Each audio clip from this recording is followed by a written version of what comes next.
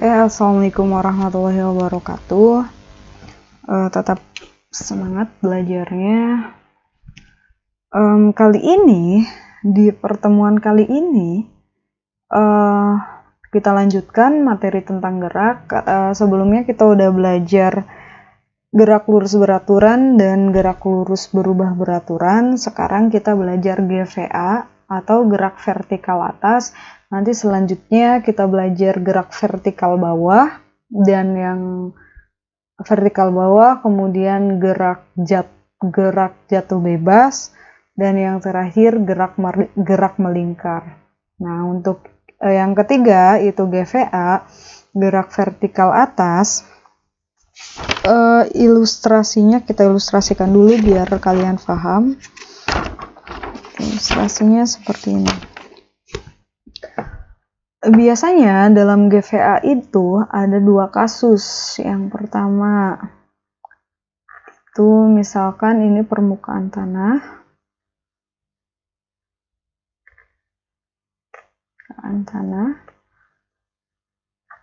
Ini juga sama. Benda yang dilempar ada dua kasus biasanya. Yang pertama, kondisi yang pertama itu dilempar dari permukaan tanah. Misalkan sebuah benda dilempar ke atas secara vertikal dari permukaan tanah, kemudian balik lagi. Nah, yang kedua kondisinya biasanya dilempar dari suatu bangunan atau gedung. Nah, kemudian sebuah benda bergerak ke atas.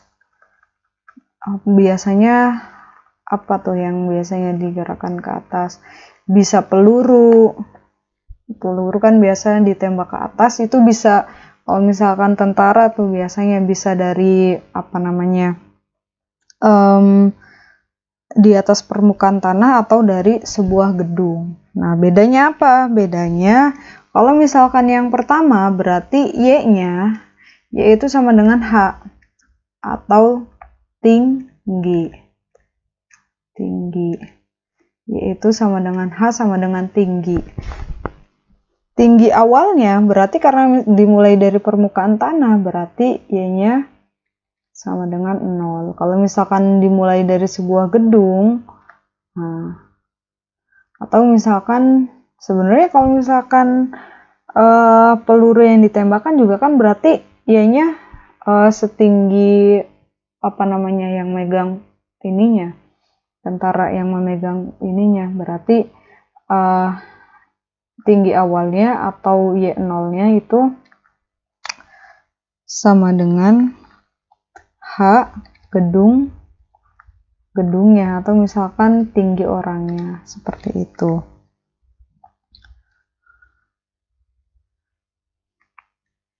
Terus rumusnya dalam GVA itu sebenarnya sama ya kayak sebelum-sebelumnya. Kalau misalkan tadi di GLBB, sebenarnya ini mirip kayak GLBB. Kalau GLBB tadi rumusnya apa? VT sama dengan V0 ditambah A kali T. A-nya itu percepatan. Nah, kalau di sini karena kita geraknya vertikal, kalau tadi kan geraknya berarti horizontal, mendatar. Nah, itu pakainya percepatan. Kalau misalkan di GVA tuh sama kayak GLBB, cuma dia geraknya ke atas. Jadi dipengaruhinya bukan oleh percepatan lagi, dipengaruhinya oleh gravitasi bumi. Gravitasi bumi itu sebesar 10 meter per sekon kuadrat. Nah, ini pembulatan dari sebenarnya 9,8 meter per sekon. Nah, ini udah nilai gravitasi bumi ya segitu. Kalau misalkan gravitasi planet lain mungkin beda lagi. Bukan mungkin, memang beda gitu. Kalau misalkan gravitasi bumi itu selalu 10 meter per sekon kuadrat. Sama rumusnya juga, VT sama dengan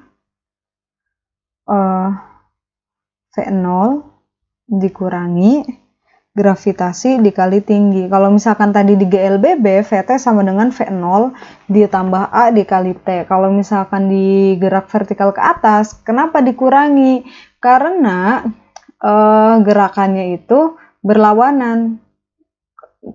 Sebuah benda dilempar ke atas. Nah, otomatis dia akan jatuh. Karena apa? Karena dipengaruhi oleh gravitasi. Nah, karena dia akan selalu jatuh, ingat di konsep awal pas perpindahan dan jarak. Kalau misalkan hal yang berlawanan, misalkan waktu yang pertama itu kita contohnya yang mendatar tuh, kalau misalkan geraknya ke kanan bernilai positif, kalau geraknya ke kiri atau mundur, nah itu atau diperlambat itu nilainya negatif. Sama kayak di peristiwa GVA. GVA itu kalau misalkan ke atas itu bernilai positif dan kalau ke bawah bernilai negatif. Karena dipengaruhi oleh gravitasi, otomatis benda apapun yang dilempar ke atas akan jatuh ke bawah. Jadi rumusnya VT sama dengan V0 dikurangi G dikali T. Nah, nanti kalau misalkan GVB, gerak vertikal bawah, itu rumusnya cuma beda plus. Kenapa beda plus? Karena dia langsung dilempar ke bawah. Gerakannya itu satu arah. Paham nggak? Maksudnya satu arah, jadi positif. Kalau ini kan dua arah yang berlawanan. Ke atasnya nilainya positif, ke bawahnya nilainya negatif. Jadi rumusnya pakai negatif. Kemudian untuk tingginya, sama ini juga kayak rumus S. Tadi kan S sama dengan V0T ditambah setengah kali A dikali T kuadrat. A-nya tinggal diganti G. Berarti V0 dikali T dikurangi setengah kali G kali T kuadrat. Tuh sama persis kayak GLBB. Kalau di GLBB bukan tinggi tapi jarak, karena kan mendatar. Kalau misalkan di GVA itu pakainya tinggi, berarti Y sama dengan V0 dikali T dikurangi setengah kali G kali T kuadrat. Kalau di GLBB, S sama dengan V0 dikali T ditambah setengah kali A kali T kuadrat. Gampang tuh ngapalinnya. Terus yang ketiga, sama juga kayak GLBB, VT kuadrat sama dengan V0 kuadrat dikurangi 2G dikali Y, ya kan? Sama. Kalau di GLBB, VT kuadrat sama dengan V0 kuadrat ditambah 2A dikali S. A-nya itu diganti gravitasi, jaraknya diganti tinggi. Nah, itu. Nah, ini kalau misalkan kasusnya dilempar dari permukaan tanah, gerakannya dimulai dari permukaan tanah. Kalau misalkan gerakannya dimulai dari sebuah gedung atau tinggi tertentu, nah nanti di rumus yang kedua kalian tinggal tambahkan Y0 kemudian Y0-nya kemudian atau tinggi mula-mulanya, kemudian yang rumus ketiganya dikali delta Y gitu. Kita langsung ke contoh aja biar makin paham. Nah, untuk keterangannya sama VT itu kecepatan waktu tertentu. Sama sih kayak yang sebelumnya, bedanya kan VT itu kecepatan waktu tertentu, V0 itu kecepatan mula-mula, G itu gravitasi, T itu waktu, Y itu tinggi. Satuannya kalau kecepatan satuannya meter per sekon. Kalau misalkan gravitasi itu 10 meter per sekon kuadrat. Waktu satuannya sekon. Nah, dan seterusnya. Kalau Y tinggi, karena tinggi satuannya berarti meter. Sama kayak jarak. Bedanya mendatar sama ke atas aja. Nah, kita langsung ke contoh aja. Misalkan contohnya sebuah bola dilempar vertikal ke atas dari permukaan bumi dengan kecepatan 60 meter per sekon. Dengan nilai gravitasinya 10 meter per sekon kuadrat. Kemudian tentukan yang pertama tinggi maksimal yang dicapai berapa. Kemudian yang kedua, waktu yang diperlukan agar bola mencapai tinggi maksimal. Yang ketiga, waktu yang diperlukan bola untuk sampai ke tanah. Yang keempat, kecepatan bola sampai ke tanah. Nah, untuk yang pertama, kira-kira pakai rumus yang mana? Yang pertama, ketinggian maksimum. Nah, sebenarnya kan di sini kita punya rumus yang kedua tuh Y sama dengan V0T dikurangi setengah G kali T kuadrat. Itu sebenarnya untuk mencari ketinggian, tapi di sini kan yang diketahui hanya kecepatannya, waktunya tidak diketahui. Berarti kita pakai rumus yang ketiga. Kalau misalkan waktunya diketahui, kita pakai rumus yang kedua. Kalau tidak diketahui, berarti kita pakai rumus yang ketiga. Gitu. Jawab. Nah, berarti kan yang diketahui hanya kecepatan awalnya aja atau V0-nya. Nah, ketinggian maksimumnya VT kuadrat sama dengan V0 kuadrat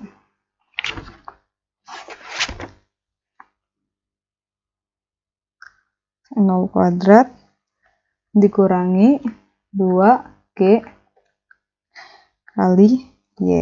Nah, sebelum lanjut, ada syarat tertentu. Kalau misalkan sebuah benda mencapai titik maksimum, itu Y maksimum, Y max, itu VT-nya harus sama dengan 0. Karena sebenarnya dalam kondisi tertentu, ketika sebuah benda dilempar ke atas, sebelum dia jatuh ada kesetimbangan benda di mana dia akan berhenti sepersekian detik. Nah, itu pada titik puncak kecepatan tertentunya 0 meter per sekon. Kemudian yang kedua, kalau misalkan mencapai tanah, nah, itu Y-nya sama dengan 0. Nah, kayak yang C tuh kan waktu yang diperlukan untuk mencapai tanah, berarti Y-nya sama dengan 0. Kenapa Y-nya sama dengan 0? Kan tidak punya ketinggian, berarti Y-nya sama dengan 0. Nah, yang ini syarat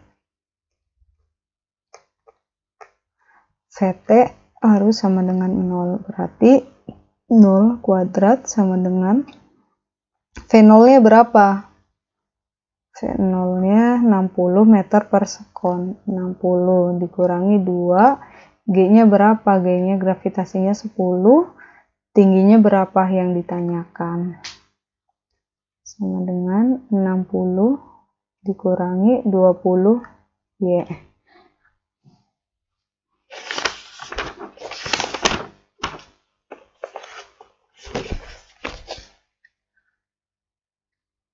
Nah, kuadrat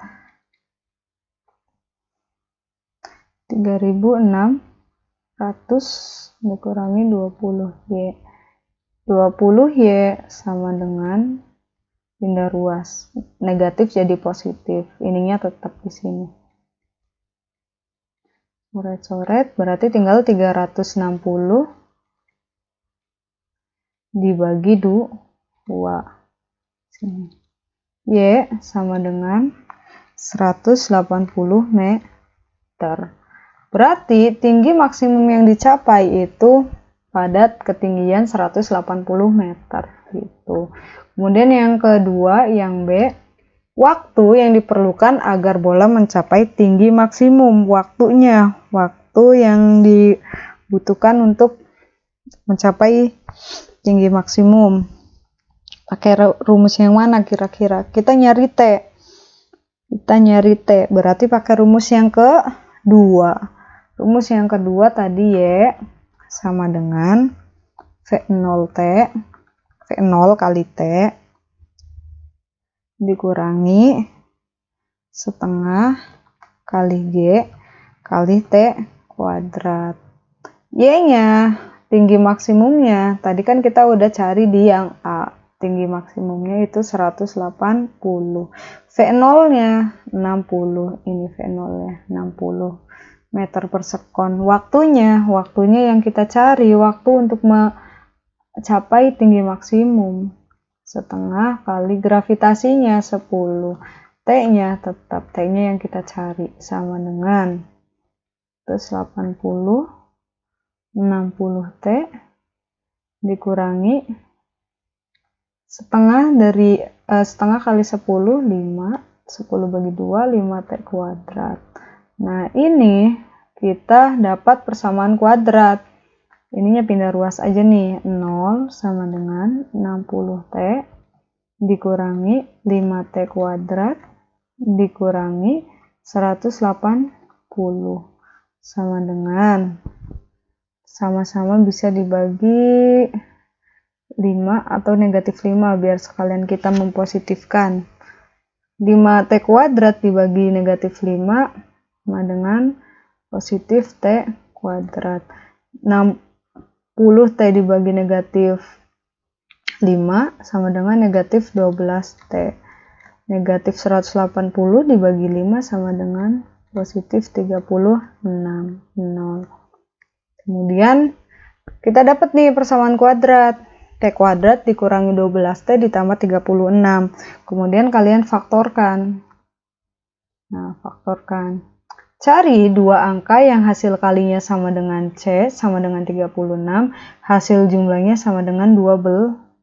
Nah, berarti berapa tuh? 6 sama 6.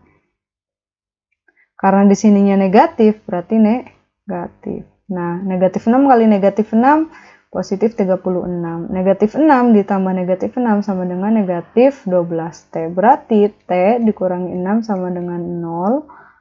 Sini nih. T-nya sama dengan pindah ruas 6. Berarti waktu yang dibutuhkan untuk mencapai tinggi maksimum yaitu 6 detik atau 6 sekon. Lanjut, yang C. Waktu yang diperlukan bola untuk sampai ke tanah. Berarti pakai rumus yang kedua lagi sama kayak yang B gitu. Tapi bedanya kalau misalkan tinggi maksimum Y-nya itu sama dengan 180. Kalau misalkan yang C kan untuk mencapai tanah berarti Y-nya sama dengan 0. Sampai tingginya sama dengan 0. Yang C.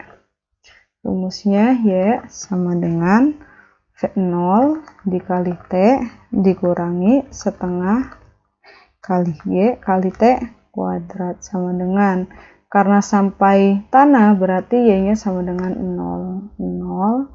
V0-nya 60.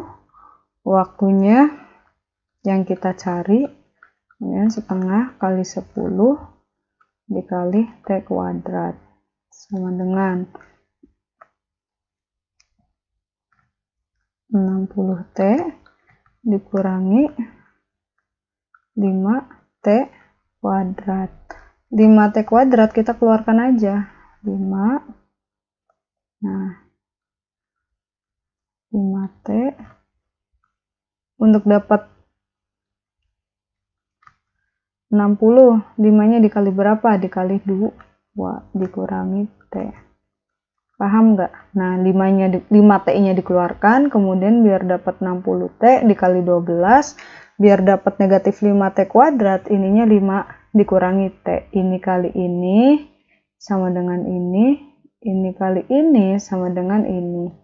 Nah, berarti ini sama dengan 0. Berarti, bentar.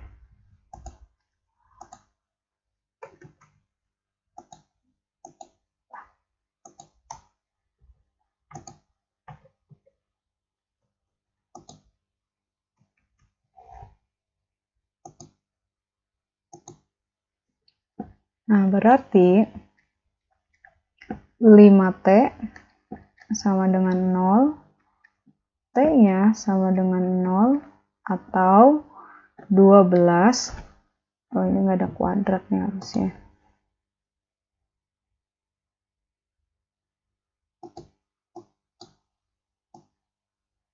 Nah, kan 5T dikali 12, 60T. 5T dikali negatif T, 5T kuadrat. Berarti 12 dikurangi T sama dengan 0.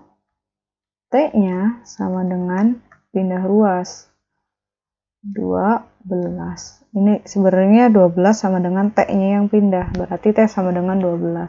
Berarti waktu yang dibutuhkan untuk sampai ke tanah, berarti T-nya sama dengan 12 sekon. Sebenarnya biasa nih kalau misalkan kalian mau langsung juga, kan tadi di yang B untuk mencapai tinggi maksimum kan 60 detik.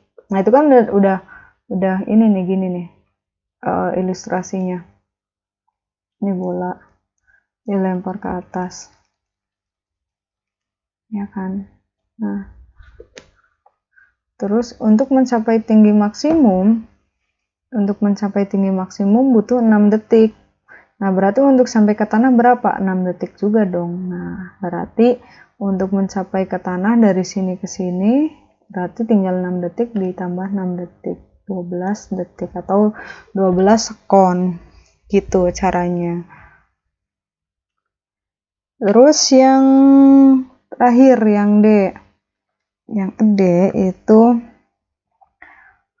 kecepatan bola sampai di tanah. Nah, berarti VT sama dengan, pakai rumus yang pertama, V0 dikurangi G kali T. Nah, sama dengan V0-nya berapa? V0-nya 60. Kecepatan awalnya 60. Kemudian gravitasinya berapa? Gravitasinya 10. Waktunya tadi udah dicari di yang C. Waktunya kita ketemu 12 untuk sampai ke tanah. Berarti sama dengan 60 dikurangi 120. 10 dikali 12. Nah, sama dengan negatif 60 meter per sekon. Nah, ini juga sebenarnya sama. Kalau misalkan kecepatan mula-mulanya 60 meter per sekon, pasti kecepatan akhirnya itu negatif 60 meter per sekon. Sekali lagi, negatif ini tidak menentukan nilai, tapi menentukan arah yang berlawanan. Kalau misalkan kecepatan awalnya kenapa positif? Karena dilempar ke atas. Nah, kecepatan akhirnya kenapa negatif? Karena dilempar ke bawah. Nah, seperti itu. GVA atau gerak vertikal atas. Nah, selanjutnya kita akan belajar GVB, gerak vertikal bawah. Nah, untuk lebih jelasnya nanti saya taruh soal latihan di di komen atau di deskripsi. Semoga dapat dipahami. Wassalamualaikum warahmatullahi wabarakatuh.